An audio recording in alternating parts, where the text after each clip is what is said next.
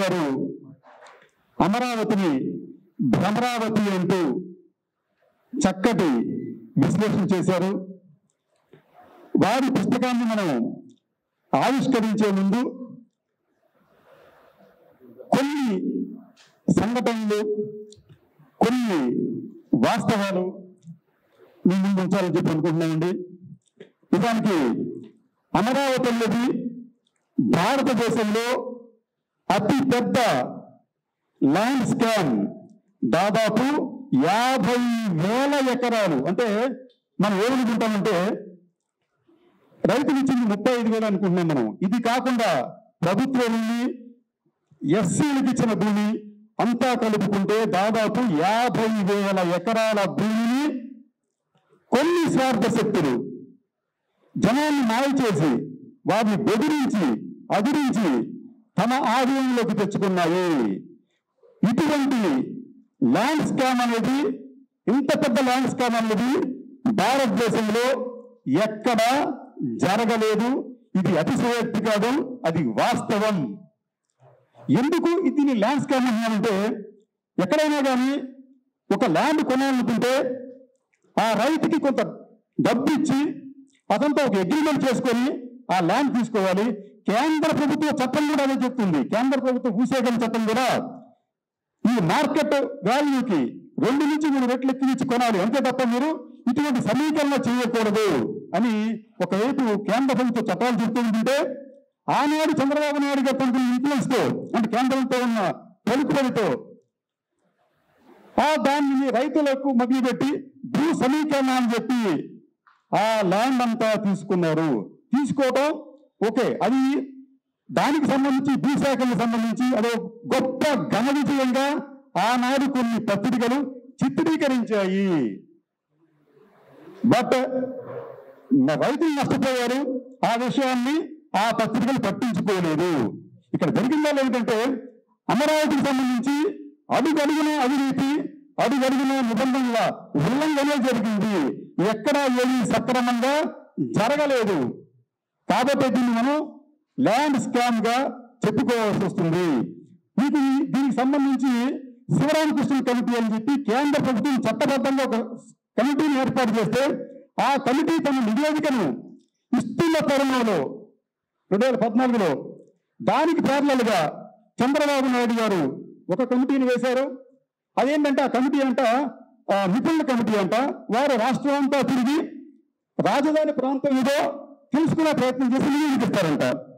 దీంట్లో భాగంగానే వీళ్ళు ఒక కమిటీని వేశారు. ఆ కమిటీలో ఎవరండి? నారాయణ గారు, నారాయణ విద్యా సంస్థ నారాయణ గారు, శ్రీనివాస్ గారు వెంచర్ క్యాపిటలిస్టు, అలాగే సుజనా చౌదరి గారు, బొమ్మిడాల సంస్కృతి వారు, ఇటువంటి పారిశ్రామిక దిగ్గజాలకు చెందిన ప్రతినిధులను దాంట్లో పెట్టి వీరు రాజధాని నిర్ణయిస్తారని చెప్పి ఆ రోజున చంద్రబాబు నాయుడు గారు మాయ చేశారు. మాయ చేయటమే కాదండి, తప్పు కూడా. శివరామకృష్ణ కమిటీకి సంబంధించిన నివేదికను రాష్ట్ర అసెంబ్లీలో పెట్టలేదు, కేంద్రంలో చర్చించలేదు. దానికి ప్యారలల్గా ఈ కమిటీ ఏర్పాటు చేశారు. ఇది ఒక పెద్ద లోపం, ఆంధ్రప్రదేశ్ ఒక పెద్ద శాపం. అయితే వచ్చిన నష్టం ఏంటంటే, ఇక్కడ అసలు రాజధాని ఏదో శివరామకృష్ణ కమిటీ చెప్పకముందే, బహిర్గతం చేయకముందే ఫేమస్ చేయలేరండి. అక్కడ వచ్చేస్తుంది నీగిరిలో, వచ్చేస్తుంది నాగిరిపల్లిలో, వచ్చేస్తుంది దొండకొండలో అని చెప్పి ఫేమస్ చేయడం. ఈ ప్రజలంతా కూడా అటువైపు దృష్టి సారిస్తున్న తరుణంలో ఇక్కడ దొంగచాటుగా గుట్టు చప్పుడు కాకుండా భూమిని సేకరించారు. అది అక్కడ, దానికే ఇది ల్యాండ్ స్కామ్ అవుతుంది. ఇంకో విషయం ఏంటంటే, మనందరికీ చాలా మంది తెలియదండి, అసలు అమరావతిలో రాజధాని పెట్టాలి అని చెప్పింది ఎవరంట? ఆనాటి కేంద్రంలో కీలక పాత్ర వహించిన వెంకయ్య నాయుడు గారు. వారు చంద్రబాబు నాయుడు గారికి సలహా ఇచ్చారంట, బాబు నువ్వు అమరావతి గురించి అటు తిరకు, రాజధాని గురించి అటు తిరకు, అమరావతిలో పెట్టు అని చెప్పి ఆయన చెప్పారంటండి. ఏది ఒకవైపు శివరామకృష్ణ కమిటీ ఉండగానే, ఆ కమిటీ నివేదిక మీద చర్చ జరగకుండానే, ఇది ఎంతవరకు సంబంధించినది? కేంద్రంలో కీలకమైన పాత్ర వహిస్తున్న ఒక వ్యక్తి చట్టబద్ధంగా లేకుండా ఒక కమిటీ నివేదికను బుట్టదాఖలా చేసి వ్యక్తిగతమైన అభిప్రాయాన్ని వ్యక్తం చేశారు. ఈ విషయాన్ని ఎలా చేస్తున్నాను కదా, ఇదే వెంకయ్య నాయుడు గారు అప్పట్లో ఈనాడు పత్రికకు ఇచ్చిన ఢిల్లీ బ్యూరో ఇన్ఛార్జికి ఇచ్చిన ఇంటర్వ్యూలో చాలా స్పష్టంగా గర్వంగా చెప్పుకున్నారు ఆయన. అది నేనే చెప్పానని చెప్పి. ఇది చాలా మంది తెలియదండి, ఎందుకంటే ఢిల్లీలో కొన్ని ప్రాంతాల్లో వచ్చిన వార్తది అదైపోయింది. ఆ తర్వాత అంట ఈ ప్రాంతానికి అమరావతిని పేరు పెట్టాలని చెప్పి చెప్పింది ఎవరండి? ఒక పత్రికాధిపతి, అందరూ తెలిసిందే, రామోజీరావు గారు. దాన్ని ఇంప్లిమెంట్ చేసింది ఎవరండి? చంద్రబాబు నాయుడు గారు. వీళ్ళందరూ కూడా ఒకే సామాజిక వర్గానికి చెందినవారు. ఏంటిది? ఏదో మనకు తెలుగులో సామెతం దొంగలు ముందు పంచుకున్నట్టుగా మీరు అంత ఏకమైపోయి రాష్ట్రం నాశనం చేస్తారా?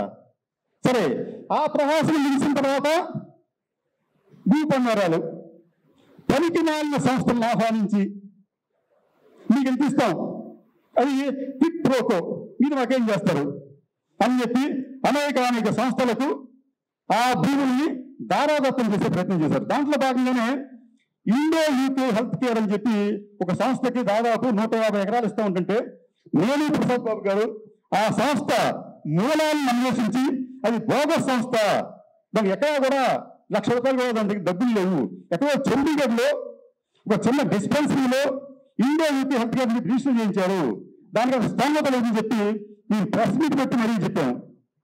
కానీ ఇటువంటి సంస్థలకి వారు వేలాది ఎకరాలు దారాదత్తం చేశారు. వాళ్ళ దగ్గర నుంచి పొందిన లాభం ఏంటి? ఇదైపోయిన తర్వాత ఇంకో పెద్ద ప్రయాసం ఏంటంటే ఈ ప్రపంచంలో ఎక్కడా లేని స్విస్ ఛాలెంజ్ విధానం అని చెప్పి ఒక విధానాన్ని ప్రవేశపెట్టి, ఆ విధానం గొప్పదనం ఏంటంటే మీరు నాకు ఒక పని ఉంది, మీరేంటంటే నా దగ్గర ఉన్న పని అంటే మీరే తెలిసేసుకొని మీ నా దగ్గరికి వస్తారనమాట. అయ్యా కృష్ణరాజు మీ దగ్గర పని ఉంది కదా, దాన్ని నేను ₹100 చేస్తానని చెప్పి ఉంటాను అనమాట అంటారు మీరు. సరే, నేనేమంటానంటే అరే నువ్వు ఒక్కడు వస్తేలాగా ఇంకెవరు తీసుకురని చెప్పి అంటాం. వారెవరో వచ్చి ₹110 చేస్తానని చెప్పి అంటాడు. అయితే నేనేం చేస్తానంటే 110 చేస్తాను, 100 తక్కువ చేస్తానని చెప్పి నేను అక్కడ ఫస్ట్ మీరు వచ్చారు కదా మీకే ఇస్తాను అని చెప్పి ఈ స్విస్ ఛాలెంజ్ సిస్టమ్ ద్వారా సింగపూర్కి చెందిన 3 కంపెనీల కన్సార్టియం, ఒకటి సెన్కార్, అసెండా సింగ్బ్రిడ్జ్,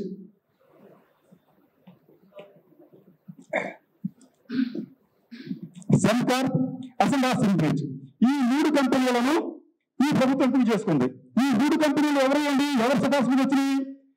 ఇప్పుడు ప్రస్తుతం సింగపూర్ లో ఆర్థిక నేరాల మీద విచారణ ఎదుర్కొని నేడో రేపో జైల్లోకి వెళ్ళబోతున్న ఎస్ ఈశ్వరన్ అనే ఒక మంత్రి గారిది. ఆయన సిఫార్సు చేశారనమాట బాబు గారికి. బాబు గారు మనం ఈ కన్సార్టియం ఏర్పడింది, మీరు దాన్ని చూసుకోండి అంటే చంద్రబాబు నాయుడు గారు ఈ వివాదాస్పద స్విస్ ఛాలెంజ్ సిస్టంతో ఈ కన్సార్టియంకి 1691 ఎకరాలను దారాదత్తం చేశారు. అదొక స్కామ్. అది ప్రపంచంలో చేసిన వరకు విలువైన భూమిని ఎటువంటి టెండర్లు లేకుండా దారాదత్తం చేసిన ఘనత ఆంధ్రప్రదేశ్లో ఆనాటి ముఖ్యమంత్రి గారికి దక్కింది. ఇటువంటి అనేక అవకతవకలు, అక్రమాలు, అన్యాయాలకు పాల్పడి అమరావతిని అన్యాక్రాంతం చేయబోయారు. అయితే సమయం మంచిదండి, కాలం మంచిది, ఒక మంచి తీర్పు ఇచ్చింది. ఫలితం ఏంటంటే అమరావతి భూములకు రక్షణ కలిగింది. దీనికి సంబంధించి అనిల్ గారు ఒక చక్కటి పుస్తకం రచించారు.